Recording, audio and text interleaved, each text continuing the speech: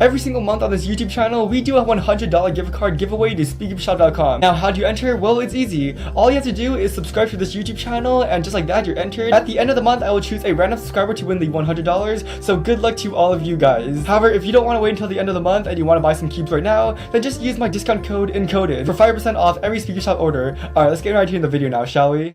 Alright, what's guys, keeping coded, and this is my little brother Andrew. So you want to say hi to the camera? Hello, camera. So I have been keeping for the past 6 years at this point, and during those 6 years, despite him asking me multiple times, I've just never bothered to teach him how to solve a Rubik's Cube. Is that right? Yeah. Now I have taught him how to solve the pyramids, but that's because it's less algorithm, so I thought it would be easier to teach him. The 3x3, however, is pretty hard to teach someone how to solve. So yeah, frankly, I'm not sure if you're up to the challenge, but are you? Sure, why not? Okay, let's do this. So this is not the cube that you're going to be using. Instead, you're going to be using this. You're going to be using the mini version of my cube because you're like a mini version of me, right? That's mean. No, that's a good thing. What do you mean? Fine. Okay, I'm just kidding. Here you go. You can have an actual cube. There you go. Oh, yay. So hopefully by the end of this video, this cube right here is going to be solved. So let's get right into it now, shall we? Okay, so the first step is to do the cross. So you know what the cross is, right? Not really.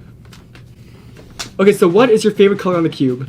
I like white. Okay, you know what? That's good, because that means we're going to be starting on the white cross. So basically what you're trying to do, you're trying to make something like this. So you see there's a little cross up there. So see if you can make that yourself. Now, although, yes, I had never taught my brother how to solve Rubik's Cube, he still knew a decent amount about the cube. So I thought that he could probably do the cross himself, which for the most part he did.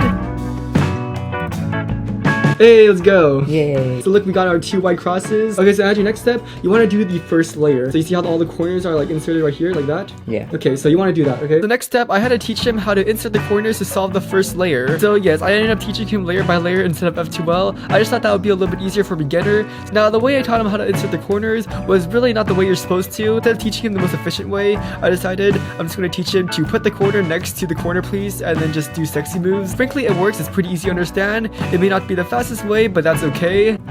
Yay. Great. One layer. The next step, you gotta make it so the cube looks a little bit like that. How do we do that? Well, I'm teaching you. That's the point of the video. So now I had to teach my brother how exactly to insert edges into the second layer. Move it up, and then put it in, just like that. And now you see how it's solved now? Yeah. So now do it for another edge. Now this turned out to be pretty difficult. There was a lot of explaining to do. And frankly, I am a terrible teacher, so it was a little bit harder than it should have been. Guys, I'm starting to realize the reason why I've never bothered to teach this guy how to solve Rubik's Cube is because he sucks at learning and I suck at teaching. Honestly, I feel like I suck at teaching more than he sucks at learning, Yeah, but we do. both are really bad. For the next around 4 minutes, I had to go through the grueling process of trying to teach him how to do the second layer. But even after 4 minutes of continuous explaining, he was still messing up a ton. Stop. Wait, do we go like this? On the top? No. But after a while, he was finally able to get it. Too easy. Okay, so now, Andrew, what do you want to do? You want to make it so the top has a cross like this.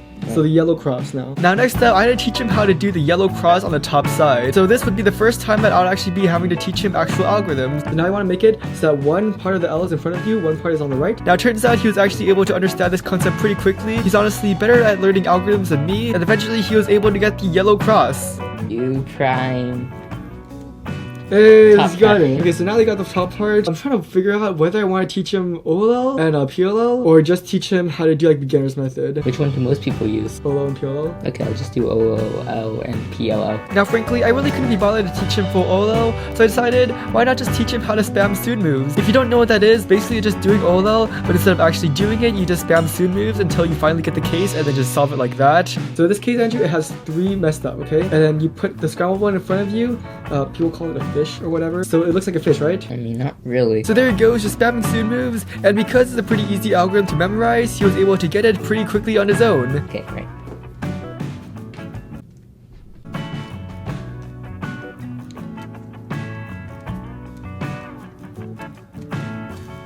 Hey! Yay. He got it. Because what we want to do, we want to start solving the corners. This is the algorithm that you have to do whenever you see 2 that are matching. Now once again, I didn't want to have to teach him a ton of algorithms, so I decided, why not just teach him how to do the corners first for PLL. So basically, I just told him to spam the same algorithm until all the corners were done, and it seemed to work out pretty well. But in the middle of explaining, a small problem came up. What's R2? R2, R2. But wouldn't be R2 prime or No, it's the same thing. There's no R2 prime. It's just R2 because it's the same thing every time. Now, once again, him using the algorithms to solve a cube seemed to work better for him than me actually just explaining it. So that was a good thing. Okay, there you go. Hey. And once he got the corners, I had to teach him how to do the edges. So for the edges, I just taught him to just spam U-perms basically. So even if he had something like an H-perm or a Z-perm, he would just keep on doing U-perms until there was one side solved. Now you see that there's one that's completely solved and now everything else is scrambled, right? I just do that again? Yep, repeat it. And then once that one side was solved, he would put it in the back, do some more U-perms until the cube would finally be completed. And then the cube should be solved. Yay! Whoa. It only took like 10 minutes or so. It took 25 minutes, you can see on the camera. Okay, well, you solved your first Rubik's Cube. How does it feel, my friend? Feels slow.